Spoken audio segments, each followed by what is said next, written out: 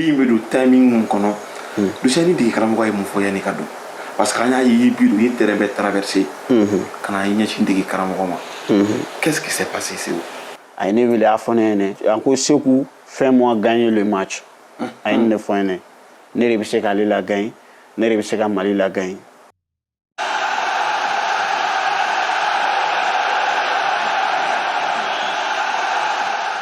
foli ni tanu di kanbaw ma abi fon fa Mali kono Mali ko kan die fantan anan bela jeli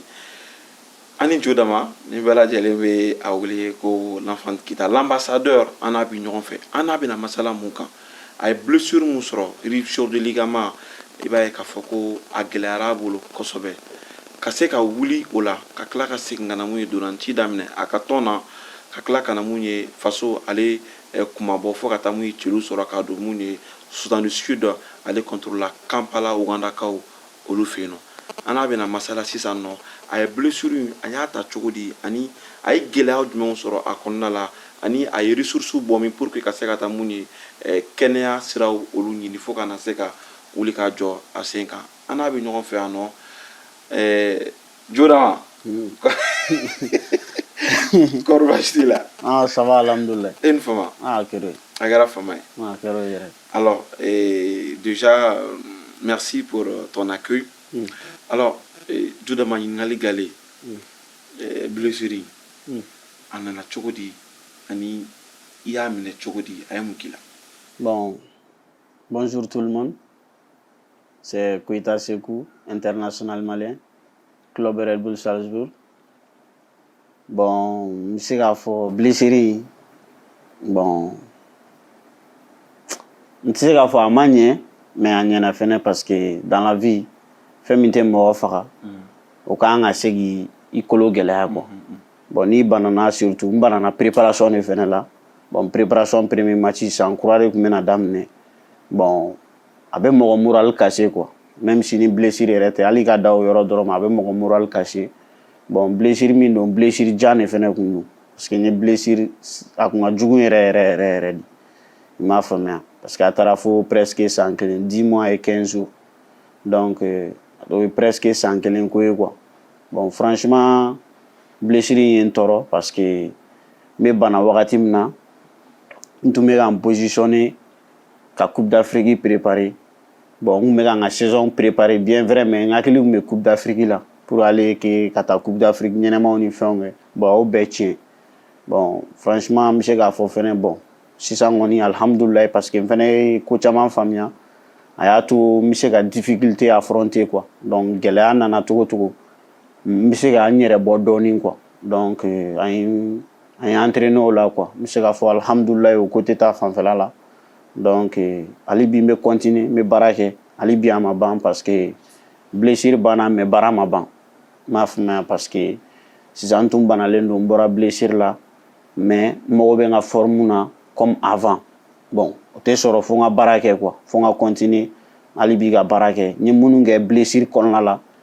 n bɛ continuer k'o ɲɔgɔnna 2 de kɛ pour que ka n ka effort doubler pour que n ka se ka na n ka forme yɛrɛ la parce que actuellement n tɛ n ka forme na fɔlɔ quoi. San kelen presque Sekou i ti maga dɔ la san kelen ka se ka régime alimentaire ka se k'o suivre parce que i bɛ ka activité minnu kɛ ne y'o dolanci i tɛ ka se k'o baara kɛ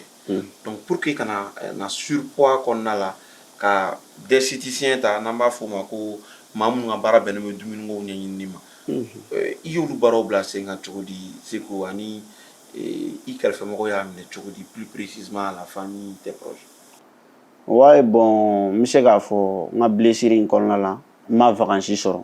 parce que n bɛ se k'a fɔ o yɔrɔ fana ye n dɛmɛ dɔɔnin i n'a fɔ bon parce que n'i banana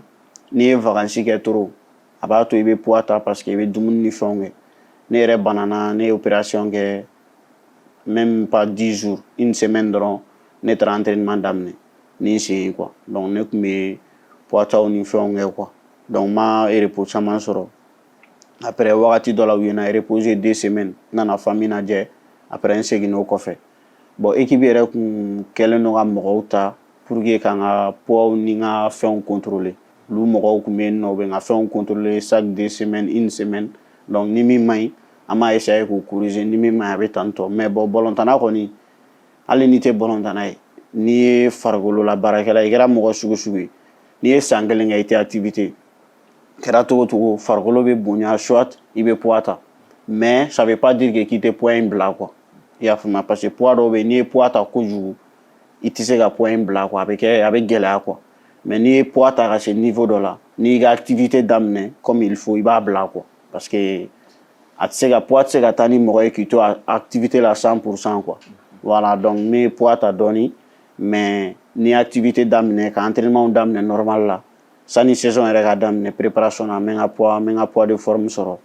n'Ala sɔnna. Alors Seku an bɔr'o kɔnɔ équipe nationale page nana dayɛlɛ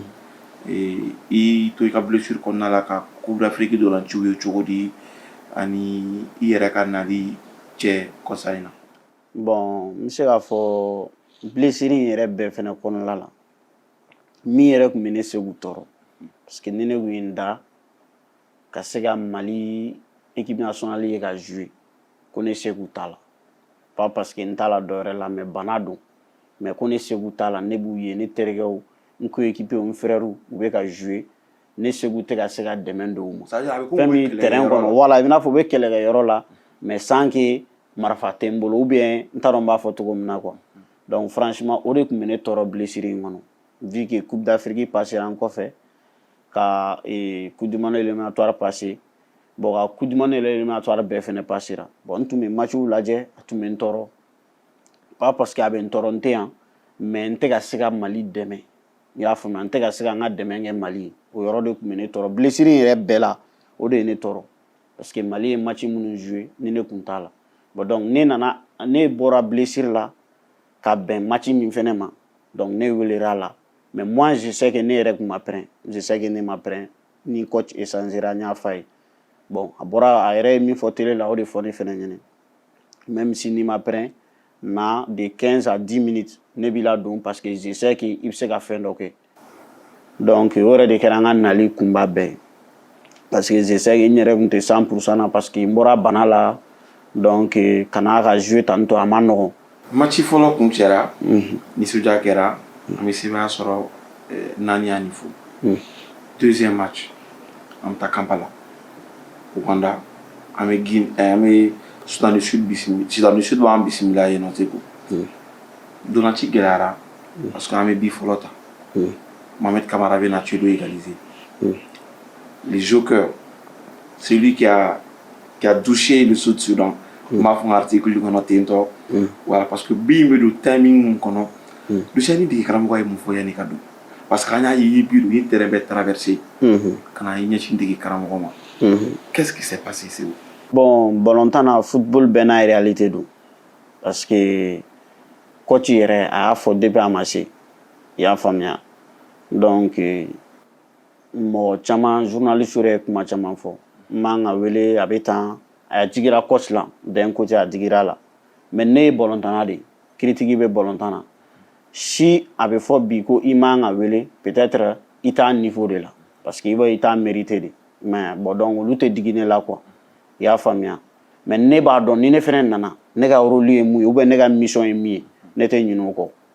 mais donc min tun ka gɛlɛn ne ma o ye kana ka victoire de di Mali ma ne kun nakun y'o de ye ne ye victoire sɔrɔ alhamdulilayi le jour de match an bɛ terrain na don min na a y'a fɔ ne ɲɛna i y'a faamuya ko donc k'a jigi bɛ ne kan ne ka n préparer mi-temps bɛ bila wagati min na a ye ne bila ka taa réchauffement na i m'a ye donc a ye ne bila ka taa réchauffement na wagati min na réchauffement bɛ ban a mago bɛ se ne ma a ye ne wele a y'a fɔ ne ɲɛna donc a ye n wele a ko coach a ko Seku fais-moi gagner le match ne de bɛ se k'ale la gagner ne de bɛ se ka Mali la gagner donc n ka jouer n ka équipe la gagner i m'a ye donc a dalen mɛ n na n ka kuma dɔ f'a ye donc c'est comme si n ka kuma dɔ f'a ye quoi a hakili la sigi n ko a ma n ko voilà n ko coach a ka kɛ pewu n'Ala sɔnna match in n b'a gagner ka d'a ma bon n'i y'a ye bi ne fɛnɛ donna ko surtout ko ne ye bi don ne y'a kɛ tan moi ne bɛ se k'a fɔ a ka confiance b'a la quoi a ye confiance di ne ma quoi donc n fɛnɛ tɛ se k'a ma fisiriwale ye quoi donc o de kama n ye bi in d'a ma quoi bon min ye supporteriw ka yɔrɔ fanfɛla ye bon c'est-à-dire maliyɛnw kɛra ne fɛ quoi n m'a faamuya franchement maliyɛnw kɛra ne fɛ depuis n bɛ I17 I20 ka yɛlɛn donc malheur kɛra ne fɛ bon surtout blessure in yɛrɛ kɔnɔna la ka bɔ nin blessure la ka tila ka na public ye ne soutenir cogo min na a ye ne marqué dɛ franchement a ye ne marqué yɛrɛ yɛrɛ yɛrɛ de walayi o bɛɛ yɛrɛ de bɛ ne c'est à dire que o bɛɛ yɛrɛ de bɛ ne o bɛɛ de bɛ ne segu c'est à dire o bɛɛ de bɛ ne segu yɛrɛ tɔɔrɔ quoi parce que n'a fɔra ko ne ka na ou bien n'a fɔra ne ka genre nin jamaba in bɛɛ ka bɔ ka taa n supporter ou bien ka taa ne segu lajɛ donc ko an ma se ka u nisɔndiya ou bien an ma se k'u sago k'u ye o bɛɛ bɛ ne tɔɔrɔ quoi i m'a faamuya ne bɛ se ka maliyɛn supporter fo ni min ye don min na ne segu ni coupe bɛ se mali la donc o de ye ne ka foli ye ka di maliyɛn supporterw ma voilà mais coupe d'Afrique n'ala sɔnna awɔ n'ala sɔnna ne bɛ se n'o ye don min na o don de ne bɛ maliyɛn supporterw fo. Yiriwa foot tun bɛ kɛnɛ kɔnɔ yan nɔ déjà est ce que an bɛna se k'u yɛrɛ ɲininka yiriwa foot ko la bilen je pense que a bɛ caman dɔn a la ka ban. non n bɛ caman dɔn n b'a suit n b'aw ka événement bɛɛ lajɛ a sanfɛ même aw bɛ match minnu bila direct Mali championnat la bon aw bɛ reportage ni fɛn minnu kɛ donc n b'a bɛɛ suit franchement c'est bien parce que aw fana bɛ ka genre aw bɛ ka développement di jamana ma donc aw bɛ ka to fana hali minnu tɛ Mali la u bɛ ka to jamana kɔfɛ ka Mali actualité dɔw dɔn ka Mali réalité dɔw dɔn donc an fana b'aw fo aw ka baara la aw merci hali bi aw ka continuer aw ka baara kɛ aw bɛ ka kɛ ka ɲɛ donc n b'aw féliciter quoi. Voilà, c'est la fin de ce spécial à Niefo de Sekou Koita, l'enfant de Kita, l'ambassadeur de Kita. Et j'espère que Aoumuni Yiriwa Foot Kanu, Aoye Famel Kocho, Chaman Soromouni, Angani Djemoukain, allez là, Kata Kunafoni Nini Kanadi, Aouma, Aoumuni Yiriwa Foot Kanu Kake, Aou Kunafoni la Jayore, Bakari Jauni, Tchadem Bolo Kadi Kodjou, Atume Kadrash la, Amadjar Traori, Kakunafoni Bela Jelin Faranyanga Kadi Aouma, Akambe Mui Watiwere, Kunafoni Wero Kenekan Yiriwa, allez sans fait.